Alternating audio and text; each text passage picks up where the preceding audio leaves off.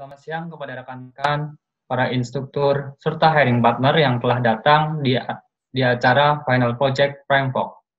Pada kesempatan kali ini, kami ingin mempresentasikan karya kami yang telah kami buat selama 5 hari, yang kami beri nama Eduika. Sebelum mengenal lebih lanjut tentang Eduika, izinkan kami untuk memperkenalkan diri. Terlebih dahulu, saya sendiri adalah Susilo Hartomo. Saya sebagai front-end developer, background saya adalah mathematics. Saya Su Jackson, role saya sebagai full stack developer. Background saya adalah automotive and robotic engineering. Saya Rinoto Harto, role saya sebagai full stack developer. Background saya information system. Dan saya Zeki Putra, role saya front-end developer, dan background saya computer science.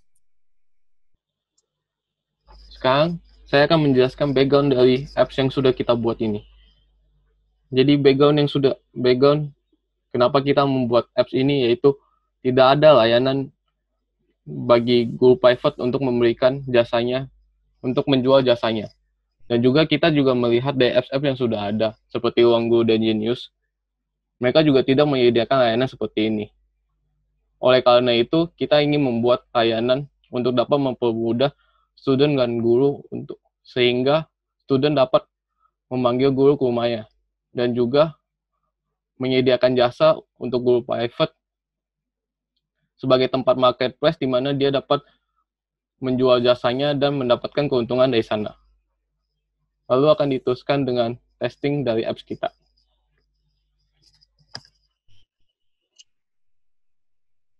Baik, sekarang saya akan melakukan testing terhadap sistem.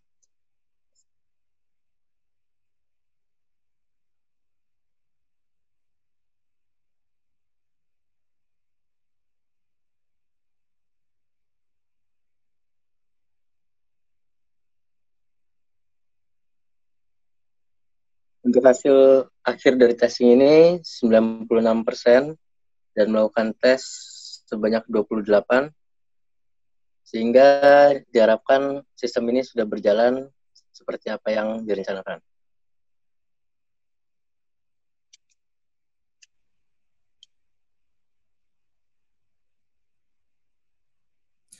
Oke, sebelum mulai demo, saya akan menjelaskan bahwa aplikasi kami ini dapat diakses dengan menggunakan dua role. Satu role student dan satu role teacher. Dan sekarang saya sudah login sebagai student. Dan di sini dapat kita lihat ada tampilan testimoni siswa yang menunjukkan kepada kita testimoni dari siswa-siswa yang telah menggunakan aplikasi kami. Lalu di sini dapat kita lihat juga ada navbar, navigation bar untuk menuju ke teacher, transaction, dan sign up. Sekarang kita akan mencoba ke teacher. Di sini dapat kita lihat ada beberapa guru yang dapat kita pilih, dan dalam kart guru-guru masing-masing itu terdapat nama, universitas, dan mata pelajaran yang mereka kuasai. Di sini kita andaikan kita akan memilih Tony. Lalu kita akan disuruh untuk menentukan jadwal dan jam yang kita inginkan. Lalu kita memilih jenjang studi kita. Kita masuk ke payment.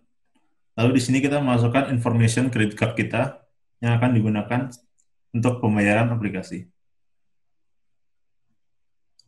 Di sini kita melakukan authentication credit card yang akan melakukan authentication apakah kredit card kita itu valid atau tidak.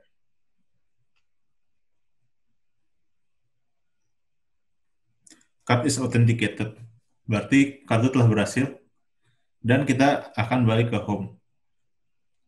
Lalu jika kita melihat transaction, di sini terdapat transaksi terbaru dari kita untuk membooking guru bernama Tony.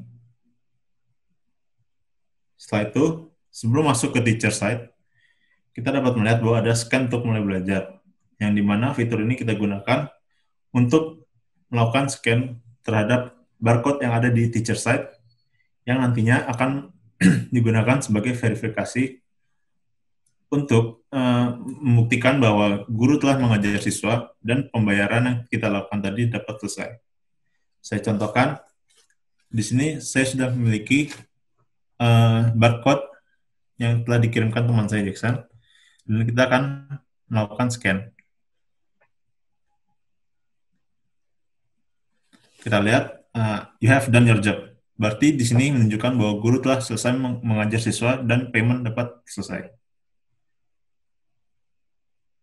Oke, sekarang kita sudah berada di page teacher. Di sini saya sudah login sebagai Tony, dan tampilannya tidak berbeda jauh dari student page. Yang membedakan di sini adalah terdapat jadwal mengajar, di mana ini akan menunjukkan data siswa dan jam kita mengajar. Dan di sebelah kanannya terdapat barcode, yang dimana jika diklik barcode ini akan memunculkan barcode yang tadi sebelumnya saya bilang harus di-scan untuk menyelesaikan transaksi. Tadi saya sudah melakukan mengirim data transaksi, dan seharusnya di page teacher ini sudah muncul notifikasi bahwa kita telah melakukan order.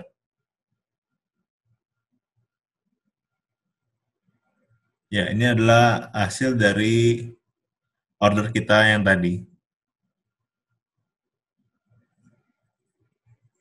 Dan sisanya kita bisa lihat di navbar ada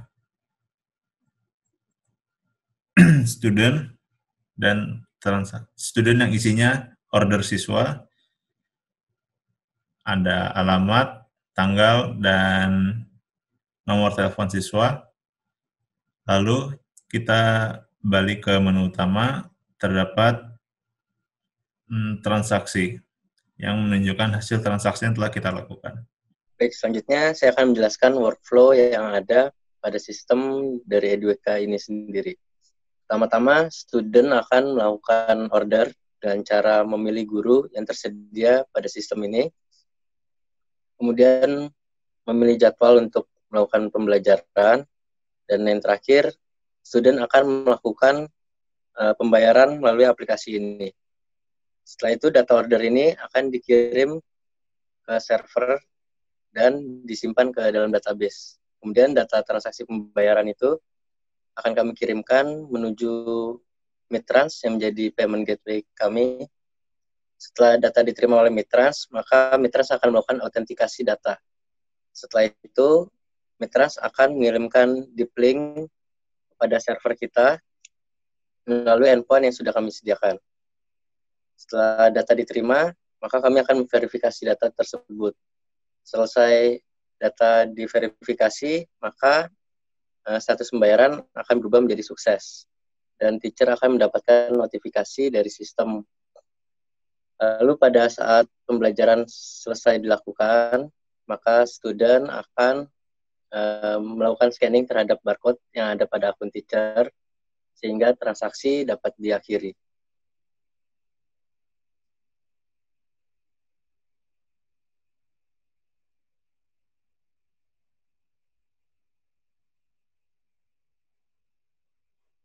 Setelah melihat demo dan workflow, sekarang kita akan melihat teknologi apa aja yang kita gunakan untuk membangun aplikasi Edweka. Di bagian front-end, kita menggunakan React Native, React Native Router, Expo, dan Redux sebagai store. Sedangkan di bagian back-end, kita menggunakan Node.js, Express sebagai routing, Postgres sebagai database, SQLite sebagai ORM, JWT, Midtrans sebagai penyedia layanan pembayaran, serta menggunakan Amazon sebagai web service. Sekian presentasi dari kami. Apabila ada pertanyaan, kita akan masuk ke dalam sesi tanya-jawab. Terima kasih. Wassalamualaikum warahmatullahi wabarakatuh.